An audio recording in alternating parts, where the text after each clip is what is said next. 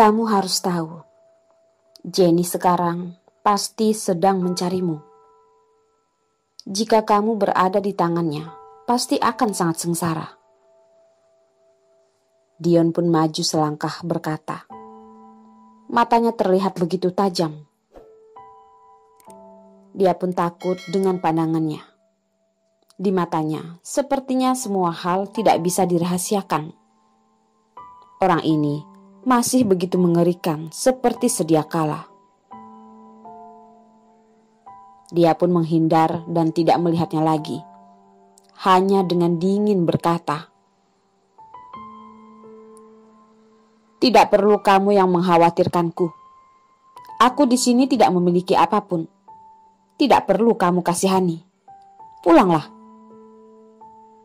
Dita pun berkata dengan sangat sopan dan nada suaranya juga sangat menusuk. "Tapi lukamu bagaimana?" ucap Dion semakin mendekat.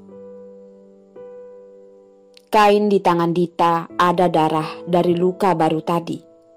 Masih belum berhenti dan juga belum diobati. Terlihat masih tidak berhenti mengeluarkan darah. "Ini tidak perlu kamu khawatirkan." Dita pun bersikeras. Dari luar dia terlihat begitu dingin, namun dalamnya sudah tergoyahkan. Pria ini benar-benar mengerikan. Selalu merasa dia mengetahui sesuatu. Jika tidak salah lihat, di lantai ada kain. Kelihatannya dari sisa beberapa hari ini. Di kamar ini juga ada bau darah. Kalau begitu, tidak mungkin lukamu masih belum sembuh. Dion tersenyum dingin. Tidak menunggu hingga Dita berkata, dia pun lanjut mengatakan, "Jangan katakan padaku barusan terluka lagi tadi. Aku tidak merasa ada gerakan apa yang membuatnya seperti itu. Melihat darah di tanganmu, bisa dilihat lukamu sedang berdarah." Dita menundukkan kepala melihat tangannya. Bekas darah pun semakin banyak. Darah segar itu sangat menonjol.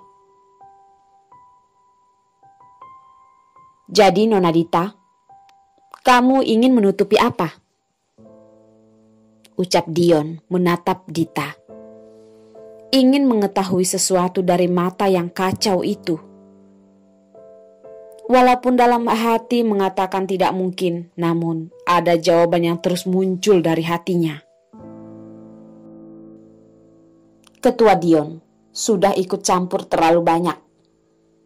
Dita pun mundur dari tatapan Dion. Dion pun semakin mendekatinya, perlahan berkata, "Cindy ada di sini ya?" Dita sangat terkejut dia mengatakan ini. Namun dalam hati berpikir, jangan-jangan Cindy sudah dibawa pergi. Tatapan Dita sangat kacau. Melihat itu, Dion yang mengerutkan dahi. Dia tahu, jika Dion juga tidak sepenuhnya tahu. Dita pun dengan tenang berkata, "Cindy bukannya seharusnya berada di sisimu. Kenapa bisa di sini?" Dita sedang di perkampungan. Tidak mengetahui kabar di luar sangatlah wajar. Dion pun merasa sangat kacau mendengar ucapan Dita. Dia pun sangat kecewa. "Kamu jangan kehilangan orang dan mencarinya padaku. Bagaimana Cindy bisa hilang? Kamu kenapa tidak menjaganya?" Karena dia merasa tidak senang, jadi Dita pun mengatakan hal seperti itu. Dion tahu hubungan Cindy dan Dita, jadi dia tidak berpikir lagi.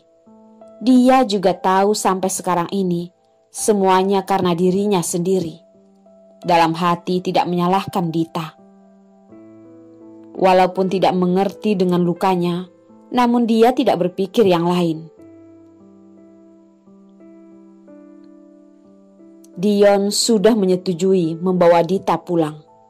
Namun tidak pulang ada pilihannya. Dia tentunya tidak akan berkata apapun. Dion pun mengeluarkan uang dan meletakkannya di ranjang. Kamu obati dulu lukamu. Lalu aku akan menyuruh orang memberikan paspor padamu. Lalu kamu bisa mengurus kepulanganmu sendiri. Setelah berkata, Dion pun pergi. Dita pun sangat kacau melihat Dion dan tidak berkata lagi. Dan saat Dion pergi, sebuah mobil berhenti di gedung ini.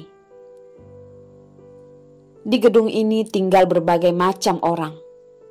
Mobil itu pun berhenti dan menarik perhatian orang-orang. Dan dari dalam keluar beberapa orang asing. Segerombolan orang ini semakin menarik perhatian. Mereka ada 3 orang, memakai kacamata hitam. Dion pun mengerutkan dahi. Beberapa orang Asia ini seharusnya datang untuk Dita. Dion ingat dengan identitas Dita.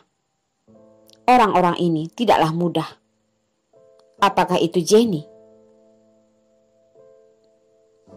Dion dengan cepat kembali ke atas.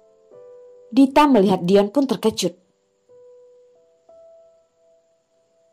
Kamu, ada masalah apa lagi? Suara Dita seperti ketakutan. Barusan saja Cindy sudah mau keluar. Jika saja Dion melihat Cindy, maka semua yang disembunyikan Cindy menjadi cuma-cuma.